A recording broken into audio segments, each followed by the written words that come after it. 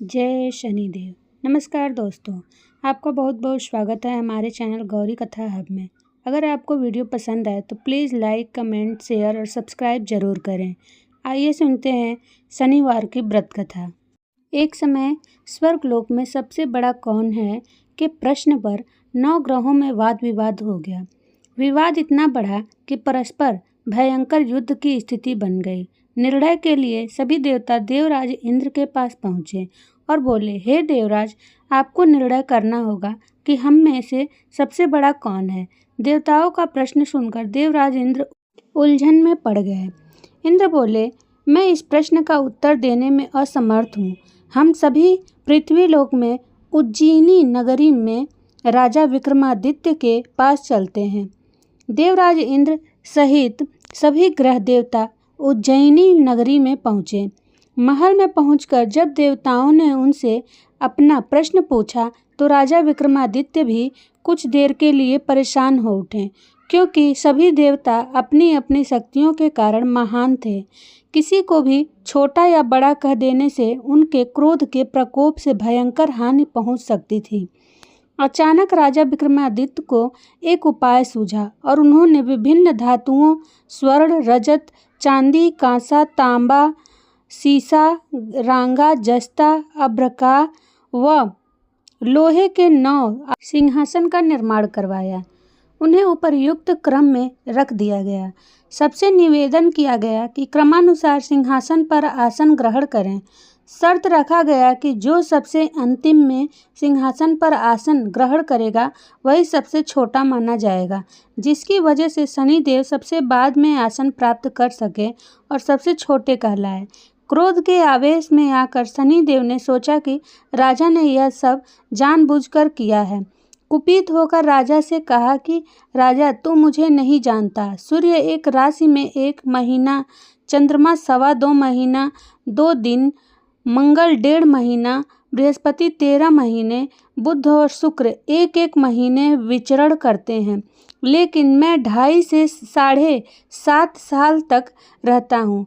मैंने बड़े बड़े का विनाश किया है। श्री राम की 7.5 आने पर उन्हें जंगल जंगल भटकना पड़ा और रावण की आने पर लंका को बंदरों की सेना से परास्त होना पड़ा। क्रोधित शनिदेव ने राजा से कहा कि अब आपको सावधान रहने की जरूरत है। इतना कहकर शनिदेव कुपित अवस्था में वहां से चले गए। समय गुजरता गया और काल चक्र का पहिया घूमते हुए राजा की 7.5 आ ही गई। तब शनिदेव घोड़ों का सौदागर बनकर राजा के राज्य में गए। उनके साथ अच्छे नस्ल के बहुत सारे घोड़े थे। जब राजा को सौदागर के घोड़ों का पता चला तो वो अश्वपाल को अच्छे घोड़े खरीदने के लिए भेजा। अश्वपाल ने कई अच्छे घोड़े खरीदे। इसके अलावा सौदागर ने उपहार स्वरूप एक सर्वोत्तम नस्ल के घोड़े को राजा की सवारी हेतु दिया। राजा विक्रमादित्य जैसे ही उस घोड़े पर बैठे, वह सरपट वन की ओर भागने लगा। जंगल के अंदर पहुंचकर वह गायब हो गया। भूख प्यास की स्थिति में राजा जंगल में भटकते रहे। अचानक उन्हें एक ग्वाला दिखाई दिया, जिसने राजा की प्यास बुझाई। राजा ने प्रसन्नता में उसे अपनी अंगूठी देकर नगर की तरफ चले गए। वहां एक सेठ की दुकान पर पहुंचकर उन्होंने जल पिया और अपना नाम विकाह बताया। भाग्यवश उस दिन सेठ की खूब आमदनी हुई। सेठ खुश होकर उन्हें अपने साथ घर लेकर गया। सेठ के घर में खूंटी पर एक हार टंगा था, जिसको खूंटी निगल रही थी। कुछ ही देर में हार पूरी तरह से गायब हो गई। सेठ वापस आया तो हार गायब था। उसे लगा कि विका ने ही उसे चुराया है। सेठ ने विका को कोतवाल से पकड़वा दिया और दंड स्वरूप राजा उसे चोर समझकर हाथ पैर कटवा दिया। अपंग अवस्था में उसे नगर के बाहर फेंक दिया गया। तभी वहां से एक तेली निकल रहा था, जिसको विका पर दया आ गई। उसने विका को अपनी गाड़ी में बैठा लिया। विका अपनी जीभ से बैलों को हाँकने लगा। कुछ समय पश्चात राजा की शनि दशा समाप्त हो गई। वर्षा काल आने पर विका मल्हार गाने लगा। एक नगर की राजकुमारी मनभावनी ने मल्हार सुनकर मन ही मन प्रण कर लिया कि जो भी इस राग को गा रहा है वो उसी से विवाह करेगी। उन्होंने दासियों को खोजने के लिए भेजा, परंतु वापस आकर उन सभी ने बताया कि वह एक अपंग आदमी है। राजकुमारी यह जानकर भी नहीं मानी और अगले दिन ही वह अनशन पर बैठ गई। जब लाख समझाने पर राजकुमारी नहीं मानी, तब राजा ने उस तेली को बुलवाया भेजा और विका से विवाह की तैयारी करने के लिए कहा गया। विका से राजकुमारी का विवाह हो गया। एक दिन विका के स्वप्न में शनिदेव ने आकर कहा कि देखा राजन, तुमने मुझे छोटा बताकर कितना दुख झेला है। राजा ने क्षमा मांगते हुए हाथ जोड़कर कहा कि हे शनिदेव, जैसा दुख मुझे दिया है किसी और को ऐसा दुख मत देना। शनिदेव इस विनती को मान गए और कहा कि मेरे व्रत और कथा से तुम्हारे सारे कष्ट दूर हो जाएंगे। जो भी नित्य मेरा ध्यान करेगा और चींटियों को आटा डालेगा, उसकी सारी मनोकामना पूर्ण हो जाएगी। शनिदेव ने राजा को हाथ पैर भी वापस दिए। दूसरे दिन जब सुबह राजकुमारी की आंख खुली तो वह आश्चर्यचकित हो गई।